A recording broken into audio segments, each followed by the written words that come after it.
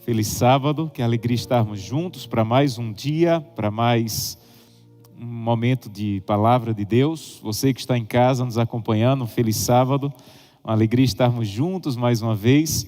Eu tenho que pedir, muito obrigado, eu tenho que pedir desculpa para algumas pessoas aí que estão nos acompanhando. Eu estou lendo as mensagens hoje, passei também uma parte do dia lendo algumas mensagens, alguns comentários, ou no canal da igreja, ou no Instagram, no meu Instagram, que está sendo também publicado alguns recortes aí do sermão, e eu vi muitas mensagens. Infelizmente eu não consigo responder todas, não consigo contactar todas as pessoas, mas hoje orei por muitos nomes ali, por muitos pedidos. Eu vi uma pessoa no canal da igreja dizendo: olha, se alguém lê essa mensagem, por favor, ore por minha mãe. Estive orando por sua mãe, pedindo a Deus que cuidasse, que abençoasse, protegesse. Então, mesmo que nós não consigamos, ou que eu não consiga responder todas as mensagens, mas estive intercedendo e apresentando a Deus muitos nomes e pedidos ali. Que Deus te abençoe poderosamente. E vocês que estão aqui nos acompanhando toda noite, é bom estarmos juntos mais uma vez para a última noite da nossa semana de oração.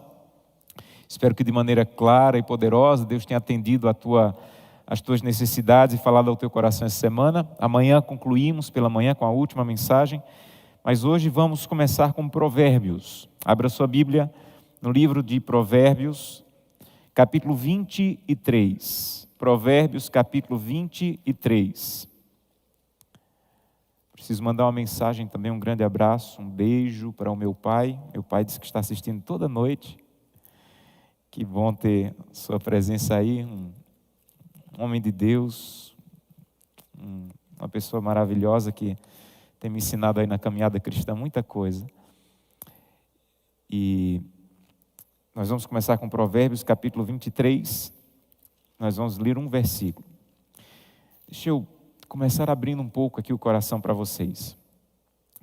Sempre que eu faço uma semana de oração como essa, com os temas que eu estou tentando apresentar aqui, eu tenho uma preocupação. A preocupação é a seguinte: o que será que as pessoas estão entendendo? O que será que elas estão levando do que eu estou tentando ensinar? De vez em quando eu ouço alguma crítica: pastor, olha, você fala muito de guarda do sábado, você fala muito de devolução de dízimos e ofertas, você fala muito de cuidado do corpo, e você fala muito do que a gente tem que fazer. E eu espero terminar essa semana de oração sem que você fique com essa impressão de que a semana se resumiu a: eu tenho que guardar o sábado, eu tenho que devolver o dízimo, eu tenho que devolver a oferta, eu tenho que cuidar melhor do meu corpo.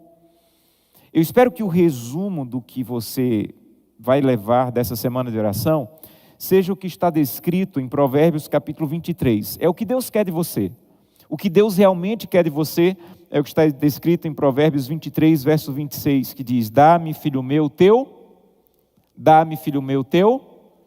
coração. Aqui não está escrito assim: dá-me, filho meu, teu dízimo. Aqui não está escrito: dá-me, filho meu, teu sábado. Dá-me, filho meu, o que você come. Aqui está escrito: dá-me, filho meu, teu coração. E Deus, Ele é profundamente sábio, porque Ele sabe que se você entrega o coração, as outras coisas já estão lá. Então, o grande interesse de Deus, nunca esqueça disso, não é no teu dízimo, não é na tua oferta, não é no teu sábado, não é no teu tempo, não é no teu alimento. O grande interesse de Deus é no teu coração, é isso que Ele quer. Agora você tem que parar para pensar nesse texto e talvez cavar um pouco abaixo da superfície, como estamos tentando falar essa semana. O que tem abaixo da superfície? Vejam, se eu dissesse assim: pastor André Flores, dá-me, pastor André Flores, um microfone que tem uma marca vermelha. Ele ia olhar para mim e dizer assim: eu não preciso lhe dar, já está na sua mão. E se eu continuasse repetindo: pastor André, dá-me o microfone preto que tem uma marca vermelha. Ele ia dizer: Josanã, você perdeu o juízo, o microfone já está na sua mão. Eu só posso pedir que alguém me dê alguma coisa se eu não estou com essa coisa. Então Deus, Ele só diz assim: dá-me, filho meu, o seu coração, porque o seu coração foi roubado de Deus, não está com Ele. Quando Deus diz assim: dá-me, filho meu, o teu coração, é porque Ele está querendo uma coisa que ainda não está nas mãos dEle. O nosso coração foi roubado de Deus. É por isso que uma pessoa que deveria tratar bem a esposa, trata mal, porque o coração dela foi roubado de Deus. E quando o coração é roubado de Deus, ele começa a tratar mal as pessoas que ele deveria cuidar e proteger. É por isso que uma pessoa começa a destruir o próprio corpo, porque ele deveria cuidar, mas o coração dele foi roubado de Deus, e um coração que foi roubado de Deus não consegue cuidar do próprio corpo.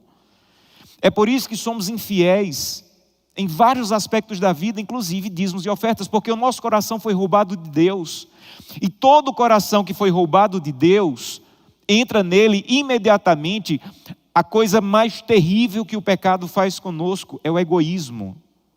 O egoísmo é o pior do pior que o pecado fez conosco. Quando o nosso coração foi roubado de Deus por causa do pecado, o egoísmo imediatamente entrou. Então, o pior do pior que aconteceu conosco depois do pecado foi: nós nos tornamos egoístas, e o egoísmo é a base de todos os pecados, sem exceção. Todo pecado tem a mesma base. Quer ver? Por que é que uma pessoa mente? Porque ela pensa assim: se eu falar a verdade, eu me dou mal, mas se eu mentir, eu escapo. Então não quero nem saber quem vai se dar mal, contanto que eu escape. Aí vai lá e mente. Qual é a melhor palavra para descrever essa atitude? Me ajudem. Egoísmo. Por que é que um homem ou uma mulher é infiel no matrimônio? Porque ele sente desejos sexuais por outra pessoa que não sua esposa ou seu esposo.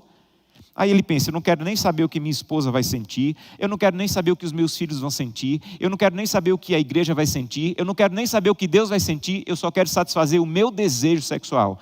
Aí vai lá e trai a sua esposa ou seu esposo.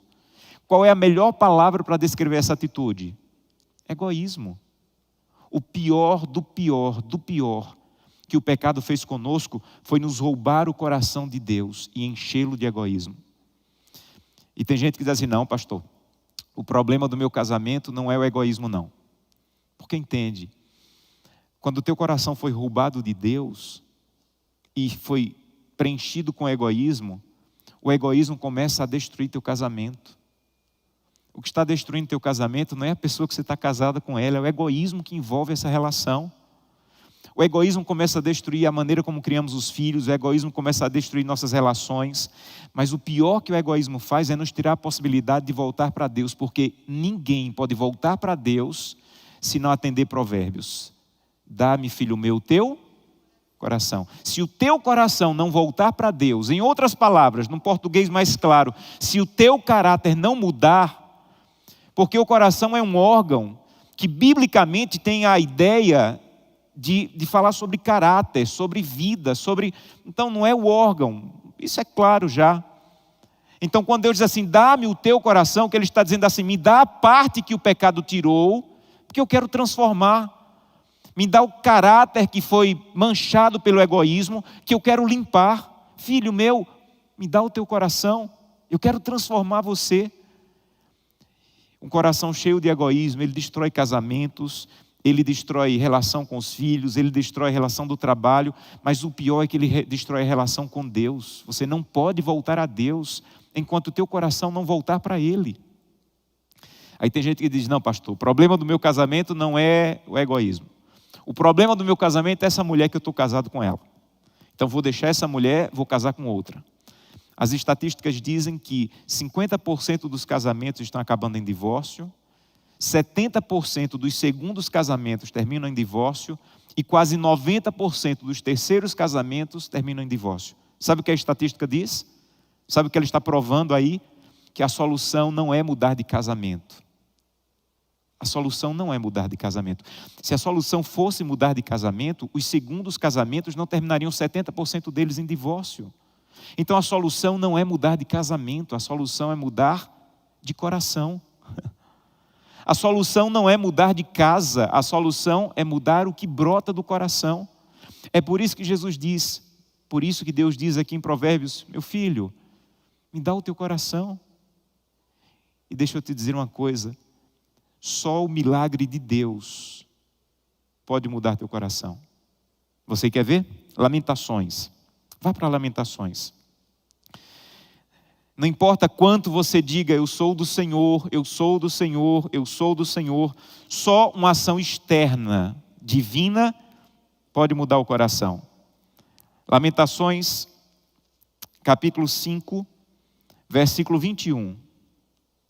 Diz assim: converte-nos a ti, Senhor, e seremos de verdade convertidos. Olha que lindo. Senhor, eu não posso mudar. Eu só sei tratar minha esposa desse jeito. Senhor, eu não posso mudar. Eu só sei cuidar do meu corpo desse jeito, destruindo ele, comendo o que não deveria. Senhor, eu não posso mudar. Eu só sei usar o dinheiro desse jeito, com egoísmo, só fazendo o que eu quero. Senhor, eu não sei mudar. Eu não consigo passar tempo orando, lendo a Bíblia. Sabe o que Deus está dizendo? É uma ação divina no coração humano. Senhor, converte-me a ti e eu serei convertido, porque eu estou tentando mudar meu coração. Eu já prometi que não iria tratar mais as pessoas desse jeito. Eu já prometi que não iria mais destruir meu corpo desse jeito. Eu já prometi que não ia mais acessar isso. Eu já prometi, Senhor, eu não consigo, então por favor, Senhor, pega o meu coração. Santo Deus, pega o meu coração e transforma, me converte de verdade, porque se o Senhor me converter de verdade, eu vou ser convertido de verdade, como Lamentações diz, mas eu não consigo sozinho. Aí Deus diz assim: muito bem, meu filho, muito bem. Então, eu quero que você entenda como o seu coração vai estar comigo. Gente, é uma questão de conversão. Esquece dízimo, esquece oferta, esquece sábado e entende que tudo isso gira em torno de uma questão de conversão. O que é que Provérbios diz? Dá-me, filho meu, teu coração. Então o que é que Deus quer? O coração. O que é que Lamentações diz? Senhor, se o Senhor me converter, se o Senhor pegar meu coração, se o Senhor fizer alguma coisa, se o Senhor fizer, vai dar certo, porque eu estou tentando e não está dando certo. Aí Deus diz assim: meu filho, tudo bem, você quer que eu pegue teu coração? Você quer que eu te converta de verdade? Então você tem que entender o seguinte, Mateus, abra sua Bíblia, Mateus capítulo 6, verso 21. Mateus capítulo 6, verso 21. Você quer, meu filho, que eu transforme? Você quer me dar o teu coração? Então deixa eu te dizer onde vai estar teu coração. Mateus capítulo 6, verso 21. Diz assim: porque onde está o teu tesouro, aí também está o teu coração. Então o que é que Deus diz, Senhor? O que é que Deus diz? Dá-me, filho meu, teu coração. E sabe o que é que Ele diz? Você sabe onde está o teu coração? Onde está o teu tesouro? Então, eu espero que você tenha entendido o que eu tenho falado essa semana, não como uma questão de valor, de dinheiro, de sábado, de comida, mas como uma questão de onde está o teu tesouro, aí está o teu coração. Se você não tem colocado os teus valores à disposição de Deus, é porque o teu coração ainda não está à disposição dele, porque onde está o teu tesouro, está o teu coração. Então, você quer passar por essa experiência de colocar o coração nas mãos de Deus, você tem que passar pela experiência de colocar os teus tesouros na mão de Deus. E quando a Bíblia fala de tesouro, ela não está falando apenas do aspecto financeiro. Porque o maior tesouro que você tem não é o dinheiro na conta do banco. O maior tesouro que você tem é o seu tempo. Nunca esqueça disso. O maior tesouro que nós temos é o tempo. Na verdade, o teu patrão te paga pelo tempo que você dedica trabalhando. Se você disser assim para a empresa lá que você trabalha: eu não tenho tempo para trabalhar, sabe o que ele vai dizer? Também não tem salário, porque eu estou comprando o teu tempo. Se você não tem tempo, Você não tem recurso, então o dinheiro, na verdade, é uma troca que foi criada pelo teu tempo. Você dá 8 horas por dia, eu te dou tanto no final do mês. É uma troca, eles estão comprando o teu tempo. Então o dinheiro, na verdade, é um papel que só tem valor se você tiver tempo. Então o maior tesouro que nós temos é tempo. Por isso que Deus diz assim: comece o dia colocando o maior tesouro nas minhas mãos e passando tempo comigo. Não saia para o trabalho sem me buscar. Não saia para a escola sem me buscar. Não deixe a tua família sair de casa sem o culto familiar. Porque o que eu mais quero é o teu tesouro, e o teu maior tesouro é o teu tempo. Passe tempo comigo. Quando Deus diz assim: olha, cuida do corpo, é porque o corpo é um tesouro. E onde está o teu tesouro, está o teu coração. Se você cuida do teu corpo do jeito só que te agrada, destruindo, comendo o que você sabe que vai destruir tua mente, teu corpo, você está dizendo: Santo Deus, eu faço o que quiser com esse tesouro. Eu coloco o que eu quiser aqui. O meu tesouro é meu. E eu faço do jeito que eu quiser. Mas Deus diz assim: meu filho, não faça isso. Dá-me, filho meu, o teu coração. E onde está o teu coração, está o teu tesouro. Então, quando você se alimenta do jeito que agrada a Deus, sabe o que você está dizendo? De verdade, Santo Deus, o meu tesouro vai estar à tua disposição, é teu. Porque aqui está o meu tesouro e eu estou entregando ao Senhor. Então, essa relação de entregar o coração e de onde está o teu coração, o teu tesouro está o teu coração, é o processo de Deus de transformação do egoísmo. Falei essa semana e vou repetir. Cada vez que, ao invés de passar 9 horas por dia nas redes sociais, eu reservo tempo para ir à presença de Deus, eu estou dizendo: Deus, a minha vontade era passar 9 horas por dia nas redes sociais, mas o tempo não é meu, é um tesouro que o Senhor me deu para cuidar. Então eu não vou passar 9 horas por dia nas redes sociais, eu vou passar tempo na tua presença. Quando você toma essa decisão, sabe o que você está dizendo? Onde está o meu tesouro, está o meu coração. E o meu tesouro, o tempo, está para o Senhor. Toda vez que você vê uma mesa cheia de comida, e você decide não comer só o que te agrada, e você decide comer o que agrada a Deus, sabe o que você está dizendo de verdade? Não tem a ver principalmente com ter ou não ter diabetes, ou com engordar ou emagrecer. Tem a ver com você dizer: Santo Deus, se o corpo fosse meu, se esse tesouro fosse meu, eu ia fazer tudo do jeito que eu queria. Mas esse tesouro aqui, Santo Deus, pertence ao Senhor. Então, eu quero que esse tesouro, o meu corpo, esteja à tua disposição. Porque onde está esse tesouro, está o meu coração. E o meu coração, Santo Deus, a minha vontade é fazer a tua vontade, não a minha. Todas as vezes que você termina o mês e diz assim: Santo Deus, se esse recurso aqui fosse meu, eu ia gastar tudo do jeito que eu quero. Mas não é meu. Esse tesouro aqui pertence ao Senhor. E onde está o tesouro, está o coração. Então eu quero que o meu tesouro esteja à tua disposição. Por isso eu vou ser fiel. Então, essa relação de tesouro e coração é o que eu espero que vocês guardem e levem para o resto da vida. Eu gosto muito da história de Elias, quando ele encontrou uma viúva. E essa viúva, ela estava passando um momento de dificuldade, era uma grande seca. E o profeta chegou até ela e disse assim: olha, faz o seguinte, eu quero que você faça comida e traga para mim. Ela disse assim: olha, eu só tenho um pouquinho de farinha, um pouquinho de azeite, e eu vou fazer para o meu filho, vamos comer e vamos morrer. Eu não tenho nada, eu não tenho como te dar. E Elias olha para aquela viúva e diz assim: é verdade, você só tem esse pouquinho, mas faça o seguinte, traga primeiro para mim. Você já pensou na ousadia de dizer isso? Quando eu olho essa história, eu digo assim: mas que Elias corajoso. Mas você tem que pensar, por que Elias teve aquela coragem?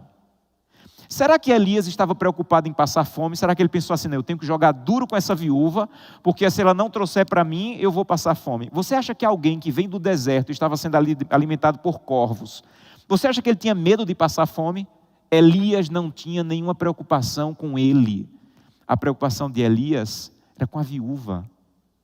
Elias sabia que entregar o tesouro dela naquele momento e confiar no Deus de Israel era a maneira de dizer: onde está o teu tesouro, está no teu coração. E ele queria que ela conhecesse o Deus de Israel.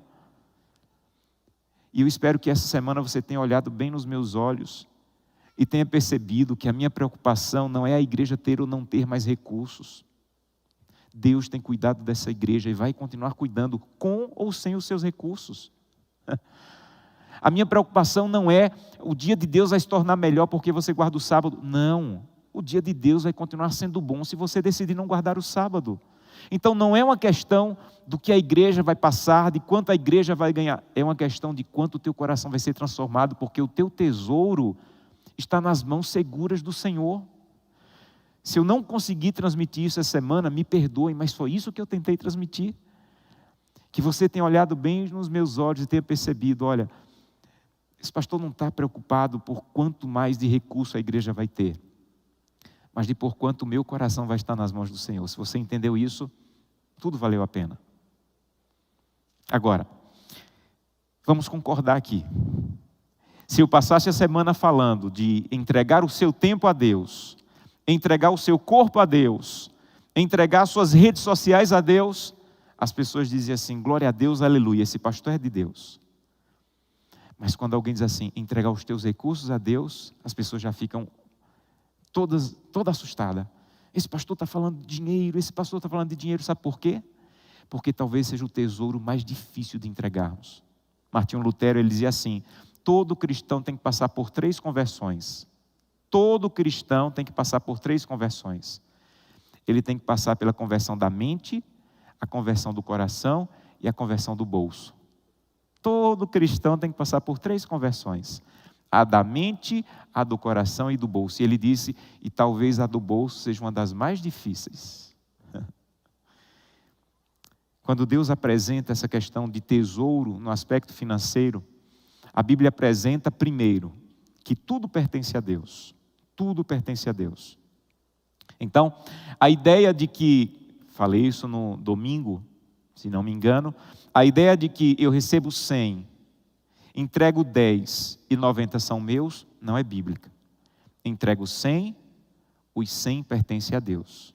O que eu entrego é só para não esquecer que os 100 pertencem a Deus. Só isso. Então, quando você entrega o dízimo, ele é apenas um recurso bíblico para que você não esqueça de quem pertence tudo. Na mentalidade judaica, os números têm um significado muito, muito grande. E cada número tem um significado. 7, você já diria perfeição. 4 significa plenitude, os 4 cantos da terra, Apocalipse fala. 3 é a grandiosidade, que simboliza a trindade. E 10 também tem um significado na Bíblia.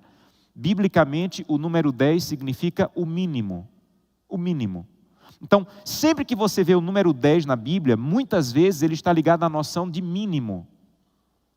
Por exemplo, um dia Deus chega em frente à tenda de Abraão e diz assim, Abraão, eu não posso esconder o que eu vou fazer, eu vou destruir Sodoma e Gomorra. E Abraão começou a pedir, Senhor, você não pode destruir Sodoma e Gomorra. E se tivesse 50 justos na cidade?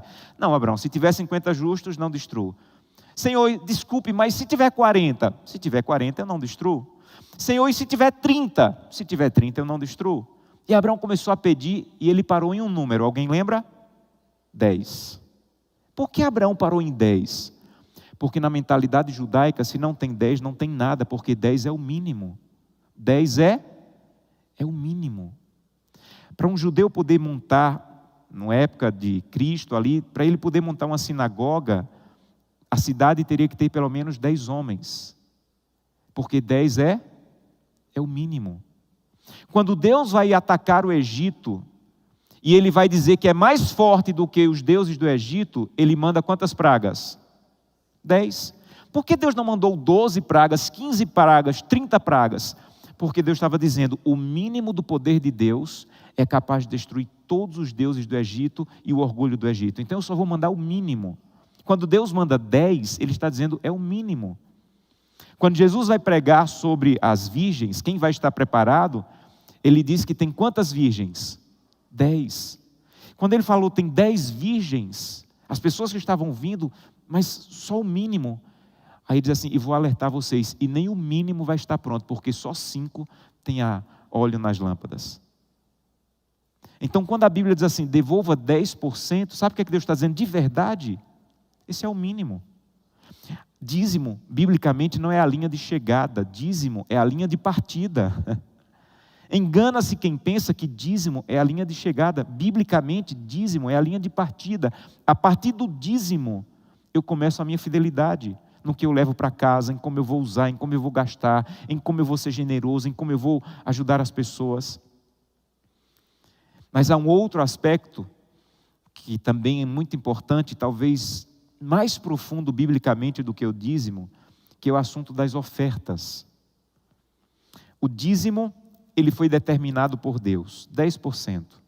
As ofertas, elas são determinadas pelo adorador. Porque o dízimo, ele tem biblicamente uma ideia muito grande de lealdade. Já a oferta tem uma ideia bíblica muito grande de gratidão. Então a lealdade Deus mediu. A lealdade é 10%. Você não precisa devolver 12% de dízimo, mas também não deve devolver 9%. A lealdade é, eu vou devolver o que Deus pediu, 10%. Já a gratidão não se mede. Eu não posso dizer, a tua gratidão tem que ser 10%, a minha tem que ser 5%, não. Ninguém pode medir gratidão, ninguém. Por isso que o assunto das ofertas, Deus deixou para que você decidisse o percentual, mas há alguns princípios bíblicos de oferta, desse entregar o coração a Deus, o tesouro a Deus através das ofertas, que eu queria compartilhar com vocês. Eu trouxe algumas imagens que nós vamos projetar aqui, e eu queria compartilhar com vocês algumas ideias dos princípios bíblicos das ofertas. Qual é o plano divino para as ofertas? Primeira coisa que a Bíblia fala sobre oferta, sobre esse tesouro que tem que estar nas mãos de Deus. Biblicamente, a oferta ela deve ser proporcional. Então, biblicamente não existe fundamento ou lógica de eu, no sábado, por exemplo, abrir a carteira e a primeira nota ou moeda que aparecer é a minha oferta. A oferta, ela deve ser planejada com base em um percentual. Ela deve ser proporcional. Pastor, isso está na Bíblia? Está na Bíblia? Abra sua Bíblia, Deuteronômio capítulo 16. Deuteronômio capítulo 16, verso 10. Deuteronômio capítulo 16, verso 10. O princípio bíblico da oferta como um percentual. Deuteronômio capítulo 16, verso 10. Diz o seguinte: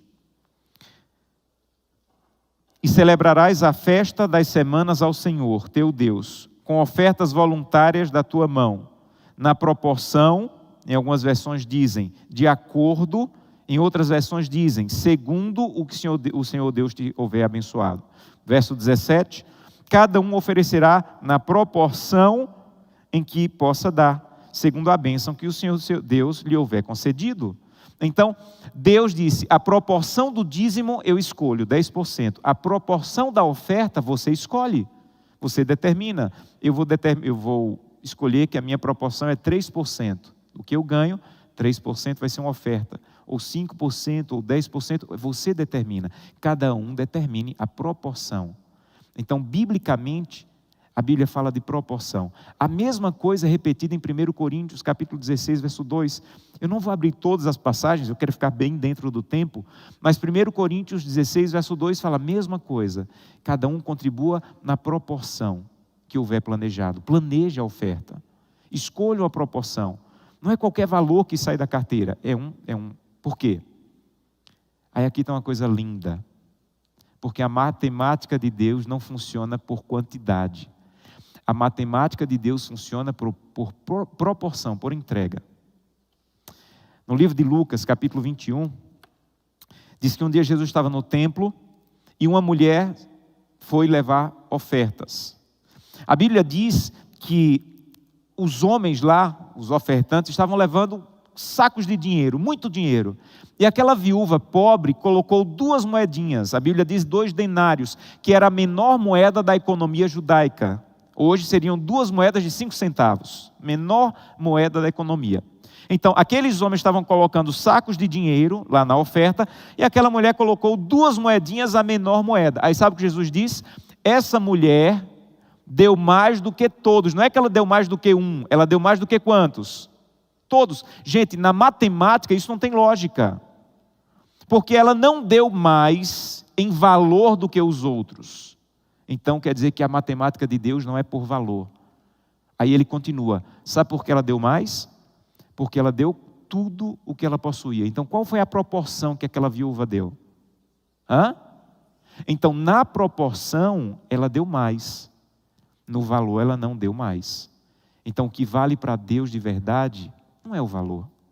O que vale para Deus de verdade é a entrega. Olha que coisa linda.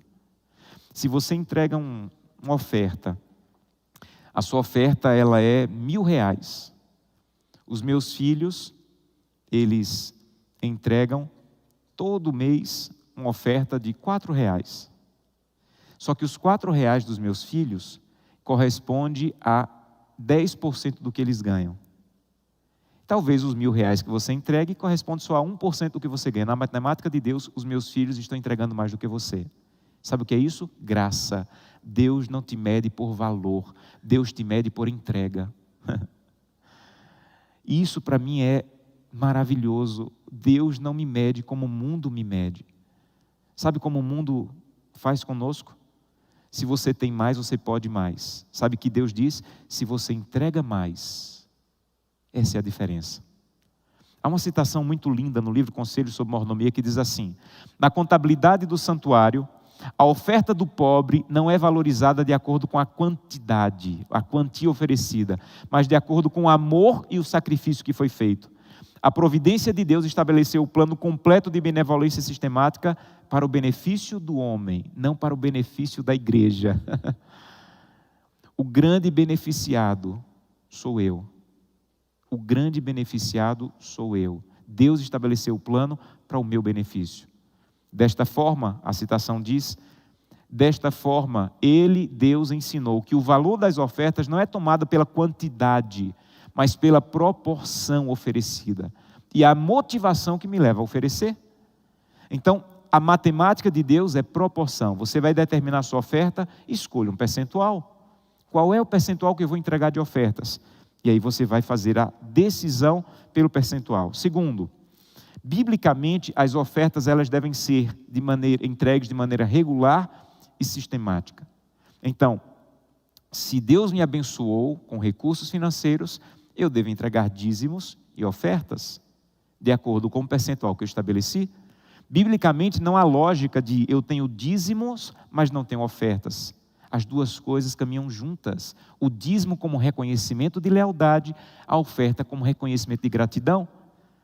A citação continua dizendo, esta questão de ofertar não deve ser deixada ao impulso. Então não é abrir a carteira e o valor que sair, não. Deus deu instruções claras a esse respeito. Ele determinou que os dízimos e ofertas sejam indicadores do nosso compromisso. E Ele quer que nós ofereçamos os dízimos e ofertas de maneira regular e sistemática. Depois que o dízimo é separado, separe as ofertas na medida em que Deus te tenha feito prosperar. Terceiro ponto sobre ofertas, terceiro princípio sobre ofertas. A oferta ela deve envolver um sacrifício pessoal. Quando Deus entregou a oferta, Deus entregou com um percentual. Sabe que percentual Deus entregou de oferta por você? 100%. Deus não limitou a oferta dele. Você foi comprado, a Bíblia diz, não por ouro ou prata, mas pelo precioso sangue de Jesus Cristo. Então, outra citação diz, quanto mais ansioso você deveria estar por aumentar a proporção. Então eu escolhi, no meu primeiro salário, eu devolvi 3% do que eu ganhava como oferta. 10% de dízimo, 3%. Eu era solteiro, vivia largado, abandonado. Aí Deus me deu uma esposa, uma mulher de Deus. Aí eu disse, santo Deus, não estou mais largado, não estou mais abandonado na vida. 3% já não representa a gratidão que eu tenho por ter encontrado uma mulher de Deus. E eu refiz o meu pacto de ofertas e restabeleci o percentual. E todo ano eu sento com minha família e nós restabelecemos ou mantemos o percentual que nós determinamos de oferta. Porque eu preciso a cada dia dizer, santo Deus, isso aqui já não representa a minha gratidão. Me ajuda a repensar o meu percentual. Quarto, a oferta, biblicamente, ela é uma resposta da bênção já recebida e não uma espera da bênção que virá. Então, essa questão de fidelidade não é uma troca com Deus. Biblicamente, Essa ideia que a teologia da prosperidade diz, dê para Deus que Ele vai te devolver, dê para Deus que Ele vai te abençoar, isso não tem nenhuma base bíblica. Eu só posso entregar porque Deus já me abençoou. Não é uma troca com Deus. Deus não troca bênçãos, Deus dá bênçãos. Então, por que eu sou fiel? Eu sou fiel porque Deus já me abençoou. Eu sou fiel em resposta ao que Deus já fez. Quinto, a oferta deve ser voluntária. A oferta deve ser voluntária. Deixe eu citar um exemplo. Eu sou completamente apaixonado pelo trabalho do Clube de Desbravadores. Completamente apaixonado. Mas muitas vezes, nós não apoiamos o Clube de Desbravadores como deveríamos apoiar. E às vezes o Clube de Desbravadores tem que estar sempre fazendo campanha para isso. E para poder... Minha esposa já foi diretora de clube, e quando tem Campori, se tem 30 meninos do clube, o diretor quer levar 28? Ele quer levar os 30? Mas como às vezes não tem o nosso apoio, aí o clube tem que vender isso, tem que fazer hora social para aquilo, tem que... Ora, se eu tenho R$10 para comprar um pano de prato que o clube está vendendo, por que eu não entrego os R$10 como oferta e não preciso o clube me dar nada em troca? Quando um clube de desbravadores tem que me dar um chaveirinho, um bolo, uma hora social, um pano de prato para eu poder ajudar o clube, aquilo ali se torna uma ajuda, o que você quiser, mas não uma oferta. Então, se eu tenho R$10 para ajudar o clube não precisa me dar um chaveirinho, eu vou entregar aquela oferta porque eu amo o que o clube está fazendo, porque eu amo a causa de Deus. Então a oferta ela deve ser entregue de maneira voluntária. O que é que Deus diz em 1 Coríntios? Deus ama quem dá com... Olha que coisa linda. Não há um versículo na Bíblia que diz que Deus ama quem dá. Não. Deus ama quem dá e quem não dá. A questão não é que Deus ama simplesmente o ato de dar. Sabe o que Deus ama? O sentimento do dar.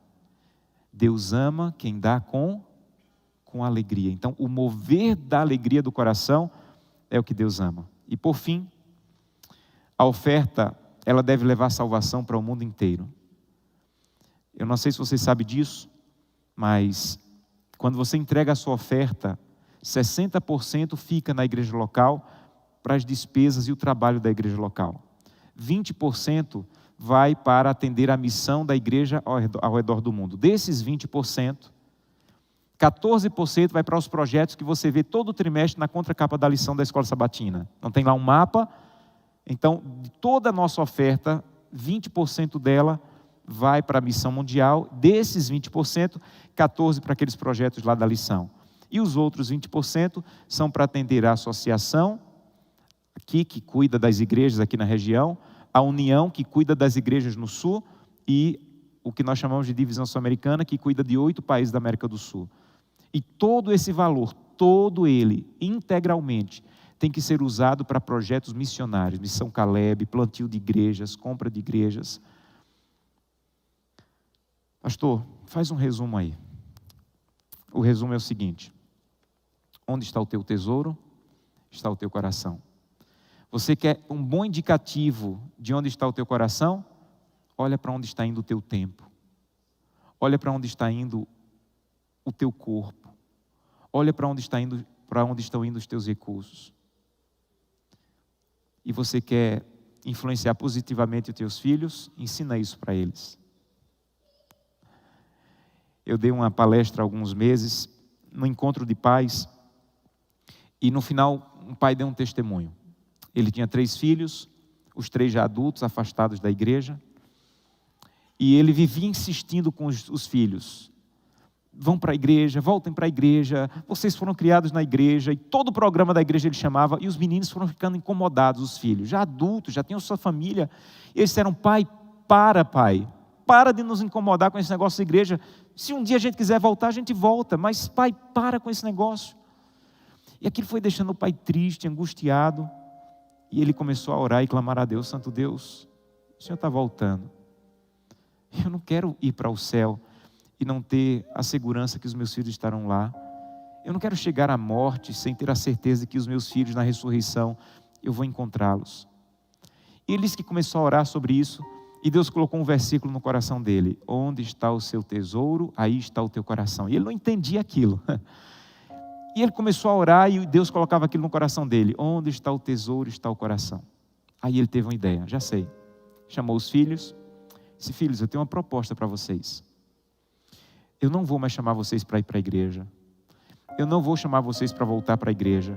Quando tiver programa na igreja, eu não vou convidar vocês mais. E os meninos ficaram radiantes. Só tem um custo. Vocês foram ensinados desde pequenos a devolver o dízimo e a oferta. Devolvam o dízimo. Não precisa nem ir para a igreja, manda por mim. E os meninos pensaram: sabe que está até barato? Para o pai parar de nos incomodar, para o pai parar de pegar no nosso pé, para o pai parar. E começaram a devolver alguma coisa lá, nem era realmente o dízimo, 10%, mas começaram a entregar: está barato, para o pai parar de nos incomodar, está barato.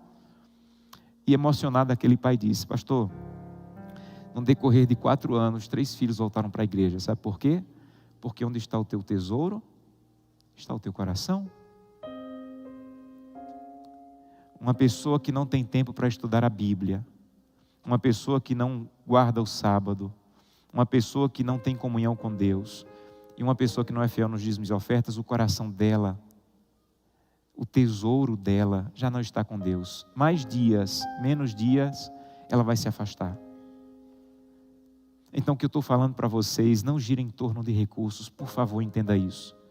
Gira em torno de: dá-me, filho meu, o teu coração. E onde está o teu tesouro, está o teu coração. Nós vamos ouvir uma música nesse momento.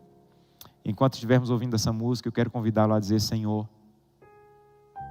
algumas coisas do meu tesouro que ainda não estão nas tuas mãos. Ou o meu tempo, ou os meus recursos, ou o meu corpo. E eu quero ser completamente teu, porque eu quero que o meu coração esteja nas tuas mãos. Ouça com atenção essa música e ao final eu quero orar com você. Vamos pedir a Deus que fale ao nosso coração e vamos tomar uma decisão essa noite.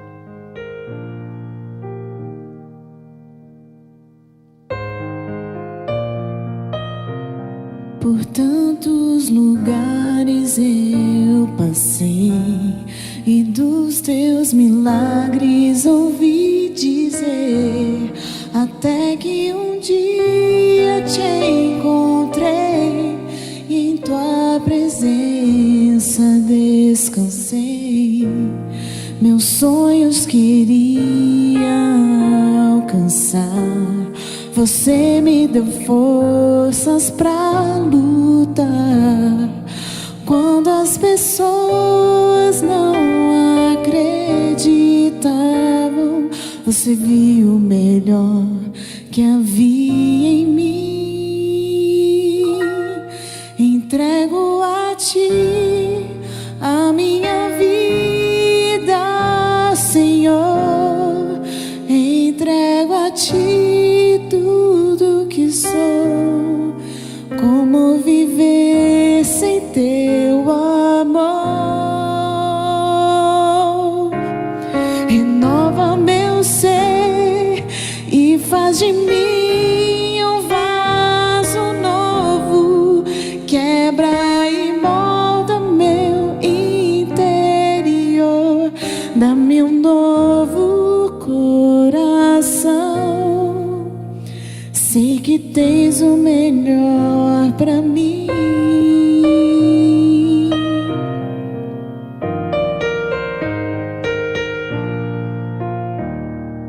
Eu te agradeço, meu Senhor, por tua bondade, teu favor, ao entregar Jesus na cruz, ao morrer em meu lugar.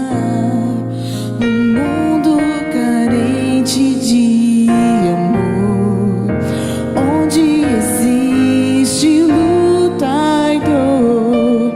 Eu quero ser a tua voz, levando